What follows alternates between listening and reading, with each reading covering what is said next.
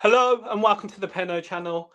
We're back again for more updates regarding Aston Villa, and this time it's transfer news. But before we start, if you could like the stream, subscribe if you're new around here, and also drop a comment on your thoughts regarding what's being discussed within this video.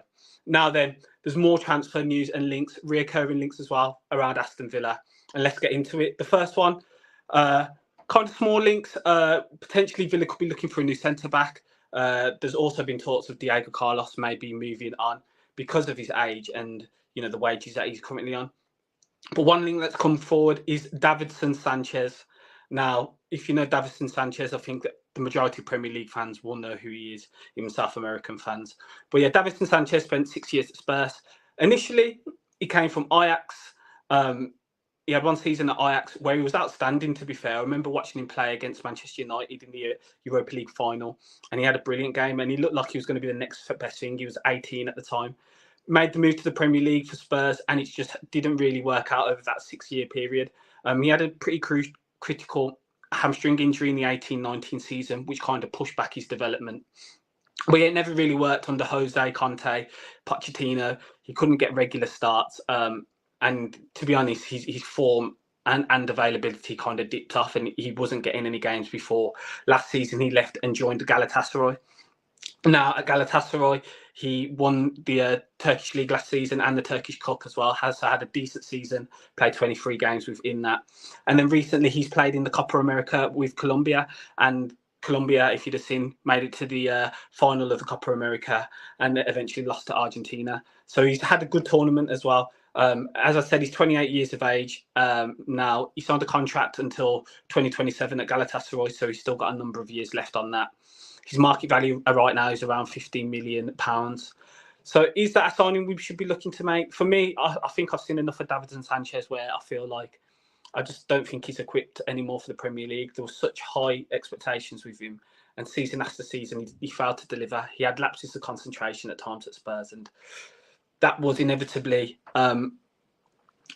what caused him to eventually leave, because he just never lived up to the hype and expectations.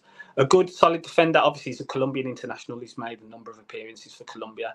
But if we were to get centre-back, I don't think that I'd be looking at him, even though he has previous Premier League experience. I feel like there's better in the market for around a similar market value as well. So, yeah, Davinson Sanchez has been linked. We'll see if anything develops regarding that. But it's a no from me. Now then, let's move on. And obviously, if you've seen, Villa fans, majority will have seen that it looks like Moussa Diaby could be leaving the club. Now there's a bid from Saudi Arabia, from Al Ittihad. It could be around mid 60s to 70 million all in, including add-ons. So yeah, it's reported by the Athletic that Villa actually did play around 34 million for Diaby, and then there was add-ons which could have led up to going to 50 million when we bought him from Bayer Leverkusen last season. Now the add-ons potentially could have Champions League football within that, which we achieved, and many other things, goals scored, assists made, etc. So who knows how much we have or we are likely to pay Bayer Leverkusen within the package. But for an all-inclusive deal of 70 million euros, if that is the case, including add-ons, I think, and if Villa get a large lump sum ahead initially, which Saudi clubs usually tend to do because they want to attract the players, then I think Villa will go with Moussa Diaby and selling him. So then that potentially leaves a position and a hole within the Villa team. Now we have a number of attacking options. Jadon Philogene is about to come into the club. Is he going to slot into the Diaby area, or are Villa going to look for alternative options in the market? Now there's 3 names that have been mentioned that could potentially fill that void.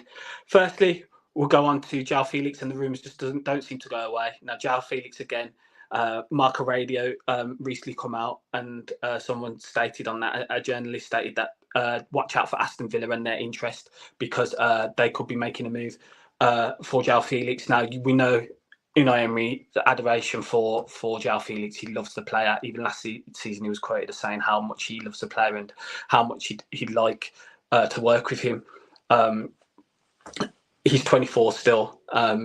His stocks are at the lowest they possibly could be for Joao Felix, and Atletico don't want him on their books. Now it could be a loan with an obligation to buy rather than buying outright.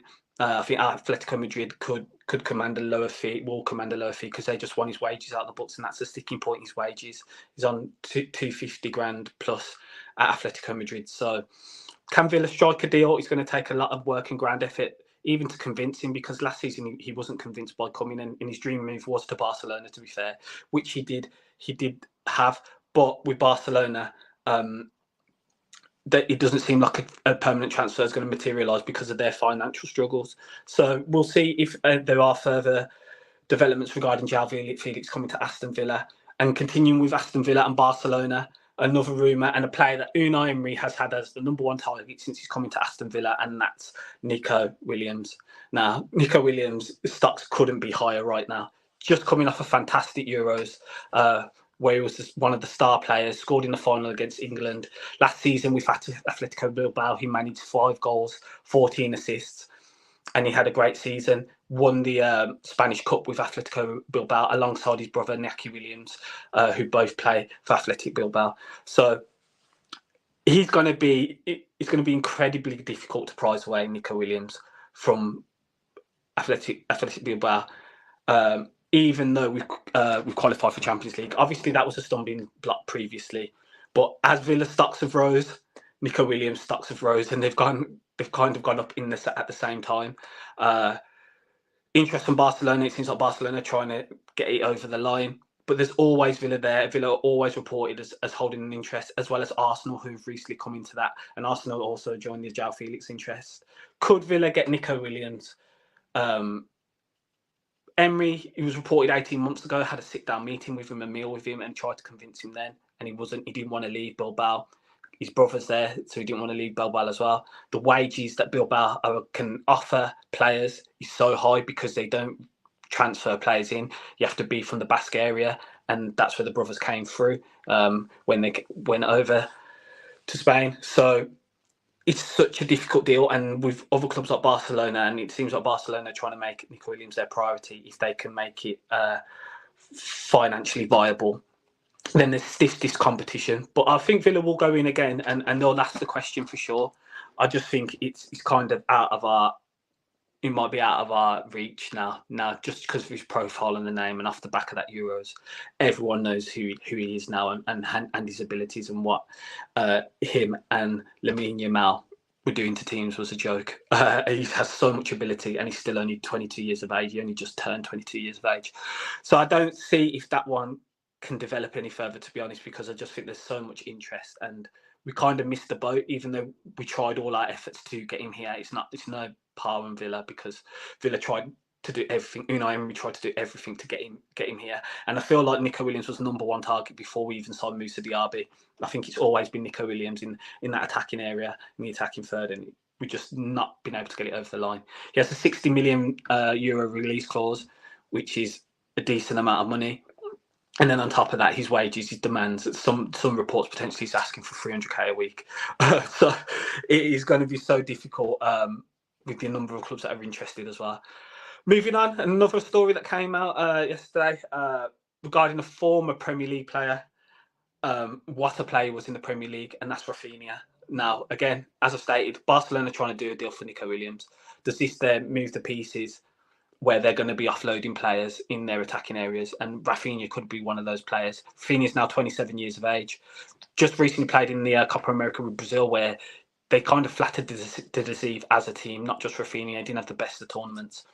But last season, he had a great season. Had great performances as well. Most notably, PSG in the quarterfinals of Champions League. He bagged 2 goals, and he was Barca's star man. He was doing everything for Barcelona. So he's a pivotal player for Barcelona.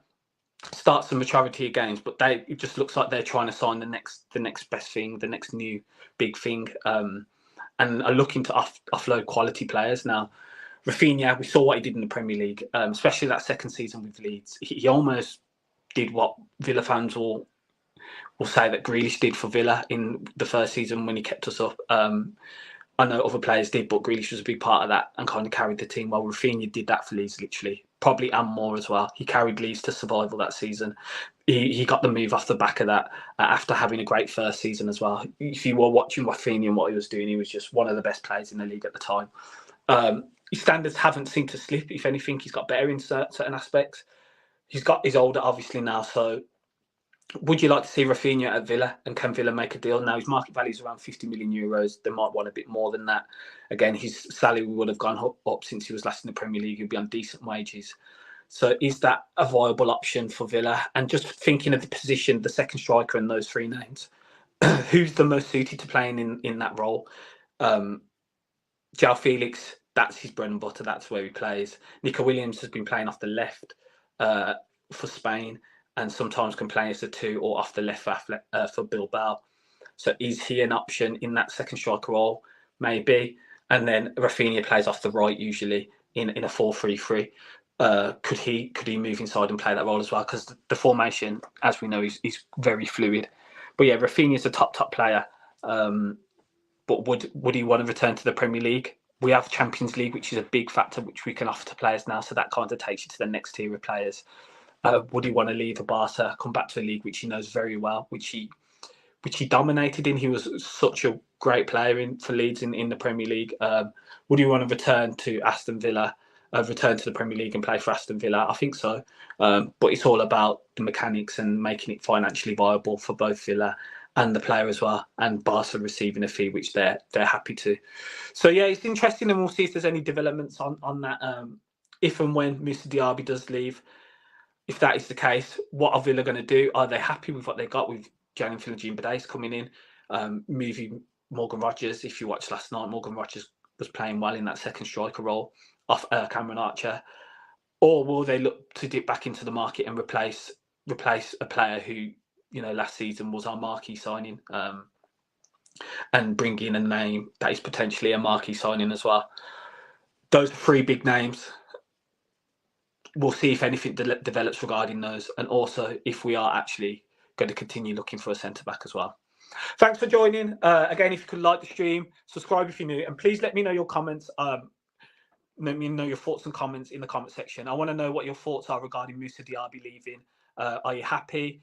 What's your feelings? Are you sad? Do you think more time? There's obviously a lot of factors within that. And also, if Moussa Diaby was to go, what would you like to see Aston Villa do? Would you like to see him replaced with one of the three names mentioned? Another name previously mentioned in other videos, or another name that you have yourself?